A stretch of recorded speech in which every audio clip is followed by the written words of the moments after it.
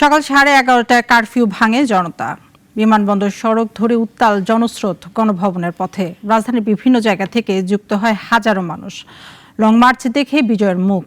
এর আগে ছাত্র জনতার পরীক্ষা নিতে নেওয়া ব্যাপক প্রস্তুতি জনতার ঢলে থমকে যায় সব। আব্দুল্লাহ শাফির প্রতিবেদন। কারফিউ, নেই শিথিলতা। রাজধানীর উত্তরা জুড়ে নিরাপত্তা বলয় কয়েক স্তরে। ঢাকার প্রবেশপক্ষী জনতার উকি ঝুঁকি ছিল সেনাবাহিনীর নিবৃত্তির প্রয়াস।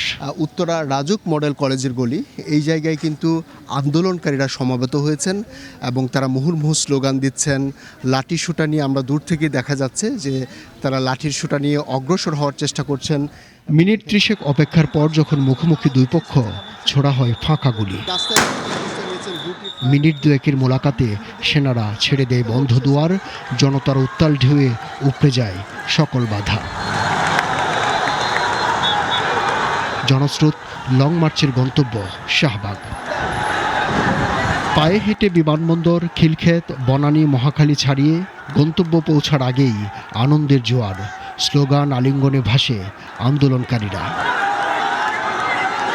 অতঃপর লিখিত হয় এক মহাকাব্য, যার এক পক্ষে ছাত্র জনতা, অন্য পাশে পলায়নপর শেখ হাসিনা। আব্দুল্লাহ শাফি, নাগরিক, ঢাকা।